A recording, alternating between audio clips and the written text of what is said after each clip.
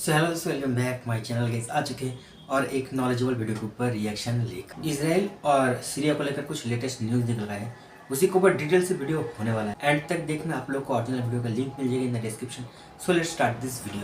पिछले 48 घंटों में 500 से भी ज्यादा हवाई हमले कर चुका है इजराइल सीरिया के ऊपर, और सीरिया के अलग अलग इलाकों पर एयर स्ट्राइक करी जा रही है। और उसके परिणाम आप अपने स्क्रीन पर देखिए, ये सीरिया की नौसेना थी। जी हाँ, थी मैं इसलिए कह रहा हूं क्योंकि पिछले 48 घंटों में 100% सीरियाई नौसेना साफ कर दी गई है। बड़े बड़े युद्धपोत, इन पर बैलिस्टिक मिसाइल, क्रूज मिसाइल लदी हुई थी, हालत तो हमला गाइस पूरा करने को खराब हो चुका तैयार है, थी, पूरा वो कबाड़ बन सारी की चुका है। सारी पानी के अंदर दफन कर दी गई है, समुद्र में गाड़ दी गई है। और बहुत ही ये बुरा सब हाल कुछ है इजराइल गाइस। क्यों कर रहा है? क्योंकि इजराइल भारत नहीं है। क्योंकि जैसे भारत पर हमारे ये दुश्मन बात तो देश सही है कि सांप की इजराइल तरह भारत हमला नहीं है। करते हैं ना, तो हम उन्हें अधमरा करते हैं, पूरी तरीके से खत्म नहीं करते, अधमरा करके छोड़ देते हैं। और फिर वो कुछ ही सालों में खड़े होकर दोबारा हमें काटते हैं। इजराइल को पता है सीरिया अभी के लिए कमजोर है, अभी अधमरा है, इसे पूरी तरीके से खत्म कर दो,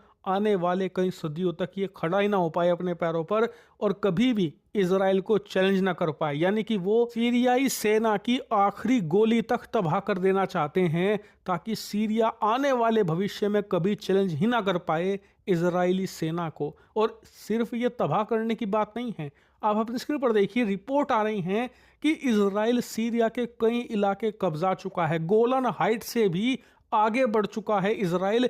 यहां तक कि सीरिया की राजधानी दमस्कस, वहां से सिर्फ 25-30 किलोमीटर दूर खड़ी है इजरायली सेना। और इजरायली प्रधानमंत्री बेंजामिन नेतन्याहू का बस एक इशारा काफी है, उसके बाद इजरायली सेना राजधानी दमस्कस पर चढ़ाई कर देगी, और जो वहां पर विद्रोही अभी अभी पहुंचे हैं ना, उन्हें ऐसे साफ कर देगी जैसे गधों के सिर से सींग। और ये कोई मजाक नहीं है, ना ही ये कॉन्स्पिरेसी थ्योरी है। आप अपने स्क्रीन पर देखिए, इजराइल की सेना में ना बहुत सारी ऐसी यूनिट है जहां पर सैनिकों के कंधों पर आपको ऐसे बैज मिलेंगे, जिसमें आप देख सकते हैं एक ग्रेटर इजराइल का नक्शा है। यानी कि इजराइल चाहता है कि आज जो उसका नक्शा है ना, वो एक्सपैंड हो जाए, वो और ज्यादा बड़ा हो जाए। उसमें वो सीरिया को मिला ले, लेबनान को मिला ले, इजिप्ट, यहां तक कि सऊदी अरेबिया के भी कुछ हिस्सों को मिला ले। और उसका ये काम जारी है। उन्होंने सीरिया ऑलरेडी बहुत सारा कब्जा लिया है, और आने वाले समय में आप देखोगे कि धीरे धीरे वो लेबनान, फिर उसके बाद इजिप्ट, इनके इलाकों को भी कब्जाते जाएंगे। इसके लिए प्रॉपरली उन्होंने सेना में यूनिट बना रखी है जिनके कंधों पर ऐसे बैज लगे रहते हैं। इतना ही नहीं, इजराइल के अंदर संसद में बहुत सारे ऐसे मंत्री, एमपी हैं जो कह रहे हैं कि इस समय अरब देश इतिहास में अपने सबसे ज्यादा कमजोर स्तर पर है।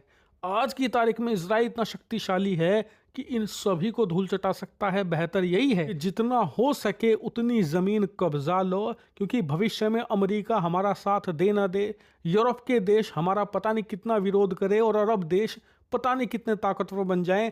बेहतर यही है कि इजराइल का जो मेन लैंड है, जो इजराइल आज की तारीख में जिस जमीन पर है, उसके आसपास चारों तरफ कम से कम 300-400, हो सके तो 500 किलोमीटर तक जमीन कब्जा लो। जिससे होगा ये कि भविष्य में हिजबुल्लाह, हमास या फिर ईरान इजराइल पर हमला करने आएंगे ना, तो उनके रॉकेट, उनकी मिसाइलें इस कब्जाई हुई अरब जमीन पर गिरेगी, इजराइल के आम लोगों तक पहुंच ही नहीं पाएगी।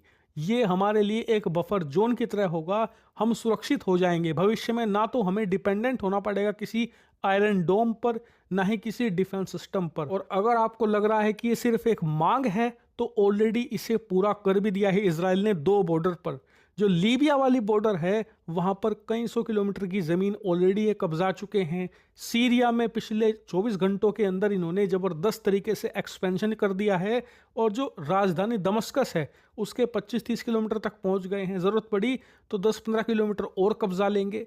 अब बचता है सिर्फ और सिर्फ जो इजिप्ट वाला इलाका है, वहां ये कब एक्सपेंशन करेंगे ये देखने वाली बात होगी। लेकिन फिलहाल जहां से सबसे ज्यादा खतरा आता था, यानी कि लीबिया और सीरिया वाली जगह, वहां पर इजराइल बहुत ही शक्तिशाली हो चुका है, और आने वाले कई दशकों तक उस तरफ से इजराइल पर कभी हमला नहीं होने वाला। अगर हमला होगा भी तो उसमें इजरायली नागरिक नहीं मरेंगे, बल्कि यहां पर रहने वाली जो अरब आबादी है वही मारी जाएगी। इस बात को इजराइल ने सुनिश्चित कर दिया है कि आने वाले फ्यूचर में जब भी इजराइल पर अटैक होगा, इसराइल की मेन धरती, इसराइल के आम लोगों पर कोई भी खतरा नहीं आने वाला। दोस्तों वीडियो होते पे खत्म। वीडियो बहुत ही नॉलेजेबल था गाइस और बहुत डरावना भी था गाइस। अब क्या बताऊं इसके ऊपर आप लोग। देखिए दोस्तों, मैं पहले भी बोलता था, अभी भी बोल रहा हूँ कि युद्ध करना कोई समस्या का समाधान नहीं होता। इससे दोस्तों दोनों देश का नुकसान ही होता है। और आप लोग ही सोचो, ठीक है, ये जो इसराइल सीरिया का जो नेवी है उसको डिस्ट्रॉय कर दिया, फिर इसराइल ने सीरिया का जो जगह है उसको कब्जा लिया। आप लोग को क्या लगता है कि इसराइल का कोई भी नुकसान नहीं हुआ? भाई नुकसान तो हुआ ही दोनों देश का ही। सिर्फ क्या सीरिया का ही सैनिक मारा गया, इसराइल का नहीं मारा गया? भाई दोनों देश का सैनिक मारा गया। उन सैनिकों का क्या दोस्त था?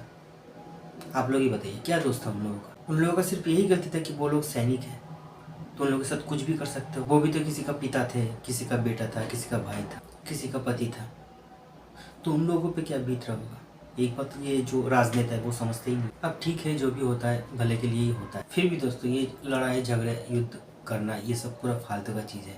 ये जितना ना हो उतना ही अच्छा है। तस्वीर में दोस्तों जो दिखा रहा था ना सीरिया का नेवी का हालत, भाई बहुत ही खराब है, बहुत ही डरावना लग रहा था। इस युद्ध में कितना बेगुनाह लोग मारे गए होंगे, जिन लोगों का इस युद्ध से कोई लेना देना ही नहीं है।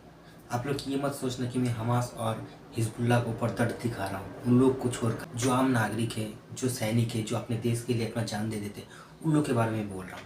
और हिजबुल्लाह और जो हमास है उन लोग को ठोको, नो प्रॉब्लम, मुझे उससे कोई भी दिक्कत नहीं है। मगर युद्ध में किसी एक का तो जीतना तय होता है और इसराइल ने बाजी मार लिया। मगर फिर भी दोस्तों पीसफुल रहना हम सबके लिए भलाई है। आप लोग का क्या राय है इस वीडियो में वो आप लोग कमेंट में जाकर बता सकते हो। वीडियो अगर अच्छा लगे तो वीडियो को लाइक कर देना, शेयर कर देना। मिलते हैं नेक्स्ट वीडियो में, तब तक के लिए जय हिंद, जय भारत।